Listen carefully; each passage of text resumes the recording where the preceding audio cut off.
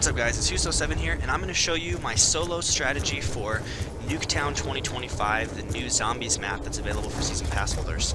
I got to a pretty high round using this strategy, and I think it's probably one of the best. I'm not going to make a thumbnail that says, you know, world's best Nuketown strategy like some people do, because, you know, I mean, can you prove it's the world's best? But I did get to rounds up into the 30s and into the high 20s using this strategy, so I figured I'd show it off.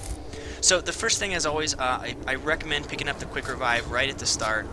It's pretty easy to go down at the early levels if you don't have Juggernaut. You get 3 of them, so find where that spawn is and pick it up.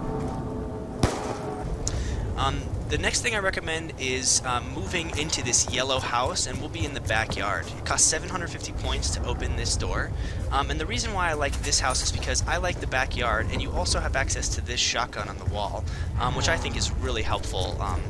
And I know I'm not taking my own advice in this video, but I don't recommend moving in there until probably at least about round 5. You know, but since I broke my own advice, you can move in there whenever you're ready, or whenever you need to pick up that shotgun. But you can see here it is about round 5-6. I picked up the shotgun already.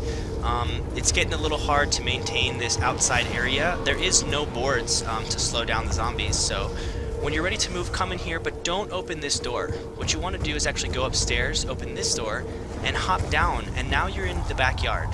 And you want those doors closed so that you don't have zombies coming through when you run this pattern. See, we want that door closed so we can just run right by it safely. And what I recommend doing is just kind of running this circle. If you see what I'm doing, just run this exact circle using a variation of sprint and walking, and you'll start to pull the zombies up, and it'll be really nice. What you want to keep in mind is that there are some choke points, like right there at that rock, and you can go on either the left or the right of the rock. So make sure you look at what you're dealing with and shoot any zombies if they're blocking your way. This probably only works at the early levels, but you'll see here I get stuck on that bush, but I'm able to shoot that zombie and get out.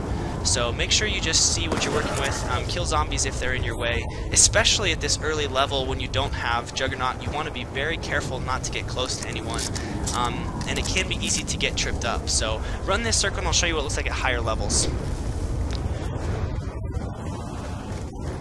So when the zombies start coming faster, you'll get the runners, they'll be spawning in. Make sure that you're using your sprint wisely, and I recommend sprinting through what I call the choke points.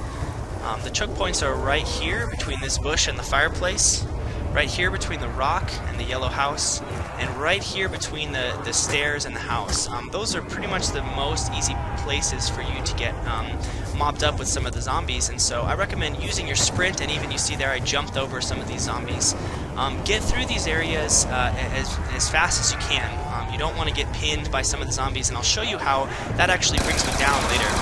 And I only shoot at my zombie pool at 2 places. The first place is where I just showed, and the second place is right here behind those stairs. And those are pretty much the only 2 places that I really feel safe to shoot at the zombies to prevent being mobbed up.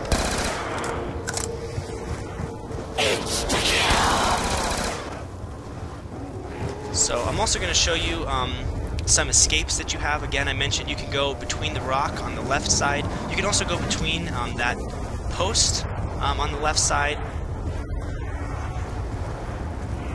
So you want to make sure that you see I'm running through that post there. You want to make sure that you are staying away from the zombies any way that you have to, and specifically keeping in mind these choke points, getting away from where you need to go. These stairs also work great. I'll show you what happens if you come up and you see that you might be mobbed up at that stairwell. That can be really dangerous, but when you see them in there, you can just run straight up the stairs, drop down, and keep your circle going to pull them all up. Now again, getting pinned is the worst thing that can happen. It's pretty much what will bring you down every single time, especially without the perks. So I'm going to show you what brought me down here. It was when I started shooting. I don't take my own advice, and I actually stepped forward. So you see, I just shot, I killed some of my pool. I didn't really wait for it to get big enough again. I typically only shoot at the zombies when my pool is pretty big, but you know, this game was going well into 2 in the morning, and I was getting pretty tired. You can see I started to play a little sloppy. But there I took a step forward and I got caught up right in my choke point at the bush. So I didn't take my own advice. Like I said, you always want to make sure that you are not shooting at your choke points. You always want to make sure you sprint through them. I was able to get a recovery in. Depending on your perk spawn, mine was pretty lucky in this game and happens to be right in the same house. I was able to get up and get a recovery in, which I'll show you guys. Depending on your perk spawn, that may not be possible at these later rounds, but if your perks are in a good location, go get your Juggernaut first.